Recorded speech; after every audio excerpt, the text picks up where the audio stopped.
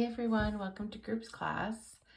I decided I was going to do a kind of a good little bit of an overview about the course outline, seeing as I'm not there today. So welcome. This is all going to be very cash, but anyway, I just thought I would show you the course outline and point a few things out to you. This is our room is going to be E175. We're going to meet in E175, and then we're going to break out into smaller groups. So don't worry about that part yet. Just meet in E175. And also my office hours are Wednesdays. If you cannot make my office hours, please be reassured we'll be able to find another time that works for us. So send me an email and we'll be able to set something up, okay? The textbooks, this is all, all of this section is like just in case we need to go to flexible learning, that kind of stuff.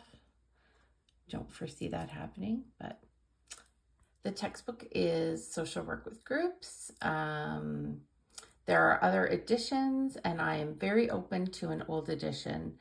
So if you can find one used, don't worry about that.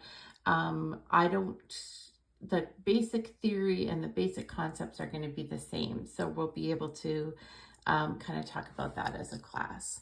There's going to be this article, Turning Student Groups into Effective Teams. It's on Blackboard. These are the course objectives and the skill outcomes, the things that I hope that you will accomplish during the course. So go ahead and take a look at that on your own. You know that I've talked about this before. What our mission statement is, it is to educate, inspire, and empower social workers of the future. And I will let you read the goals of the social work program. You can hear my cat there. Just to highlight in terms of some things to make sure that you are aware of is the professional presentation of self. And that we really want to look for those things, especially when we're talking about practicum readiness and field readiness. And just a reminder to review the Social Work Student Handbook. And these are the expectations that are highlighted there. And now we get to the juicy stuff. So I just always want to put this here, paying attention to this, which is that this is subject to change. So for instance, there's a conference that sometimes comes in March, and if it does, we're going to try to attend. So there's some flexibility here, but we do want to kind of stick with this schedule if we can. But there might be times where we need to kind of adapt. So just ask for your flexibility there. All right.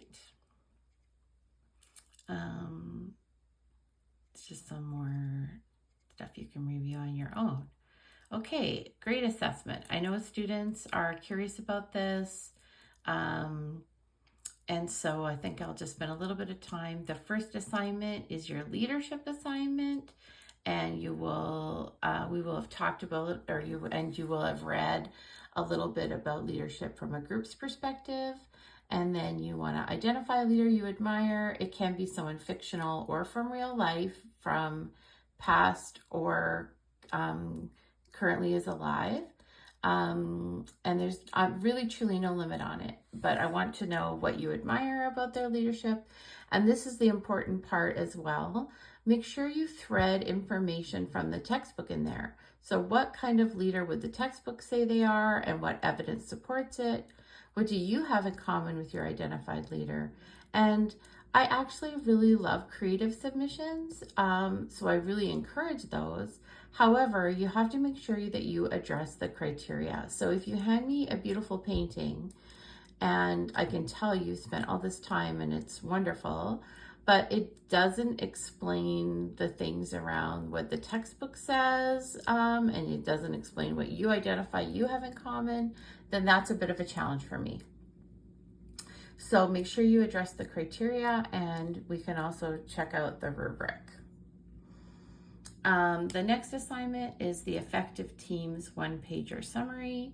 So really for this, I want you to read the article, and then I want you to hand a 1-page-ish summary. If you need 2 pages, I'm not too worried about that. I basically just want to be able to see that you've read and that you understand the article. We're not going to follow the article in every single way, but it does give you some really good groundwork and some tools for handling teamwork and doing collaboration and teamwork. The other thing is, this assignment can be done flexibly. So I said it can be a visual note or a graphic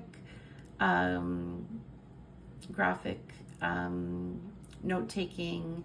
It can be handwritten, or it can be like traditional written summary. So I'm really open. Or if you want to do me a voiceover or anything, again, I just want to know that you've read and understand it. So this is just a few things I've put in this. I said we are actually going to have some class discussions about some of these things, and we're going to negotiate some. So this is why it says here, we can decide as a class how to proceed. And so, but the important thing is, after you read the article, some of this will make more sense to you. We want to be able to have some conversation about how we have decided to fire someone for our team, or what are the things that need to happen in order for you to quit your group. Obviously, we hope neither of those things happen, but if they need to happen, we're going to agree as a class on some processes. So we'll come back to that, but I just want you to read and understand the article. All right, group topic, introduction and exploration. So now we're really getting to the meat of it. So one of the things that's probably, for me, one of the most hands-on and applicable assignments that we have in the social work program is that you in groups are going to actually research and create a group. And so first of all, you have to decide what your topic is going to be. So maybe you want to do something, a group on stress management for teenage girls.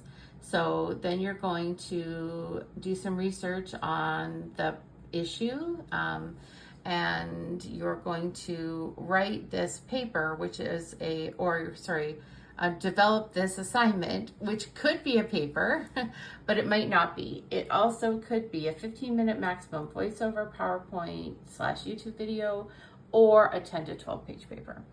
But basically what you're going to do is introduce me to the topic. You're going to tell me why it's relevant to social work. You're going to include some statistics, a brief explanation, some overview of the topic. So you will have already done this in your research fact sheets, a lot of these skills. So you already have a lot of these skills. Then you're going to just tell me specifically, because this is a groups class, what does the literature, what does all the research that you've done so far have to say about this issue through group process? So what does it say about running groups for teenage girls with stress management? What does it say about running groups for stress management in general? What does it say about running groups for teenage girls in general? And so then you're going to look and see, how does that compare to other interventions? What are the other things that people do for stress management?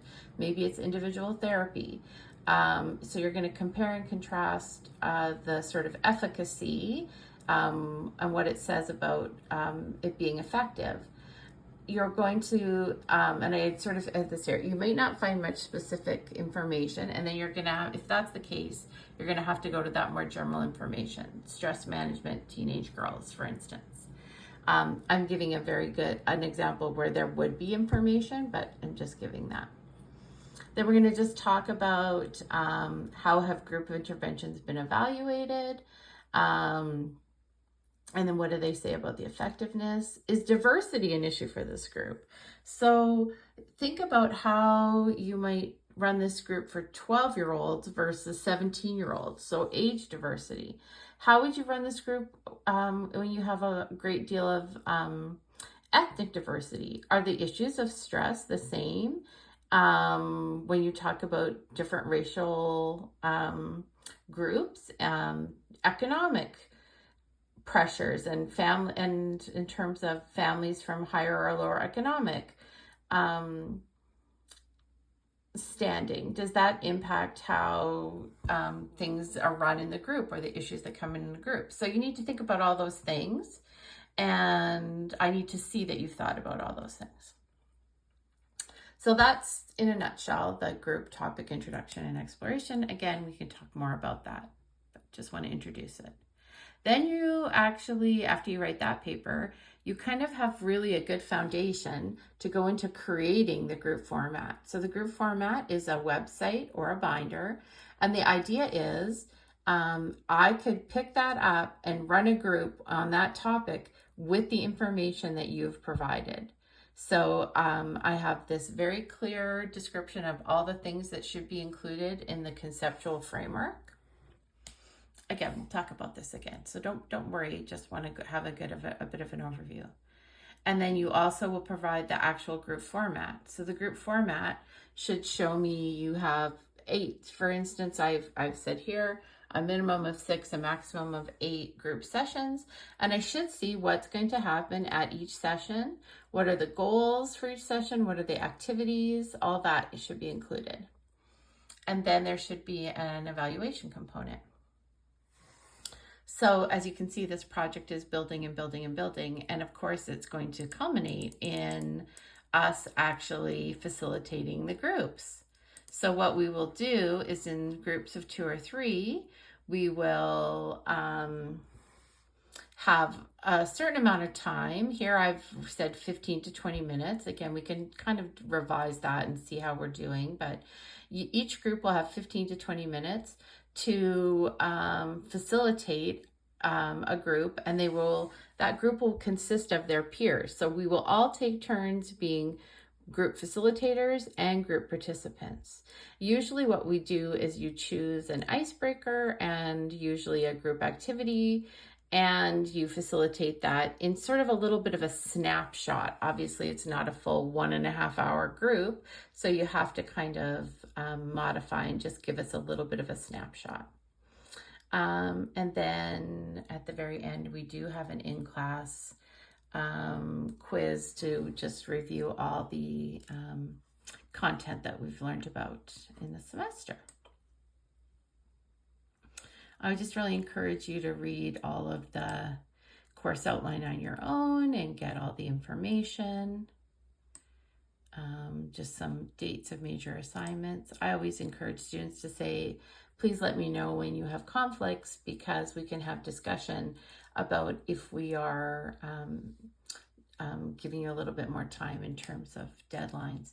The challenge sometimes, and in this class it is that I like to have the topic introduction exploration assignment marked and given back to you so that you can have that when you do the group format. I like to have the group formats marked before you do the group facilitation. So yeah, that can be tricky, but please just want to encourage open communication, and we can talk about that if we need to. Just a reminder that the social work program is a hands-on kind of a program. So we do expect students to attend. And if you cannot attend class for a valid reason, then I do appreciate professional communication. So send me an email. You don't have to give me all the details, but just send me an email and let me know. I always think you wouldn't just not show up to work. You would let someone know. And so that is what I expect in terms of professional communication. If somebody it's an issue and they're not attending is becoming a pattern, we may have to fill out what's called a Discerning Learning Improvement Plan to try to help the student get some resources and get back on track. I think all of this is sort of standard, but I do encourage you to have a look at it, specifically the resources that are available for students on campus. Also, just student responsibilities. Again, a lot of this is from the student handbook, and also sort of goals that I would hope students would have after completing the course. I do have a little thing here about using AI, and I just encourage students. I do think that chat can be a valuable tool. It can help us do a course outline, an outline for an assignment. It can help us kind of do like an initial, Google search about information. It can help us with grammar, or just like difficulties that you might be having, even just getting started. However, it is not acceptable in this class to use AI to write your assignment, to to use it as to create content that is not your own. And I would encourage you, especially because this is group work, if you are tempted, it can very negatively impact your whole group. So you want to be very careful about that. If you do use chat for something, use it and cite it. And that is academic integrity. So if you have a question, you had something you tried multiple ways and you weren't able to kind of do it on your own for whatever reason, phrase this sentence correctly, and you end up putting it into chat, then cite that. So I appreciate that. Now, your whole paper can't be cited by chat, because then you are just admitting that you are not writing your paper. But if you have a sentence that you're struggling with and you end up using chat, then just make sure you give it proper credit. All right, so that in a nutshell is the course. Hopefully, I just want to do a quick review so that you felt like a little bit more comfortable, and we will see you next week. I hope you review the chapter on your own and watch the other PowerPoint. Thanks so much. Bye.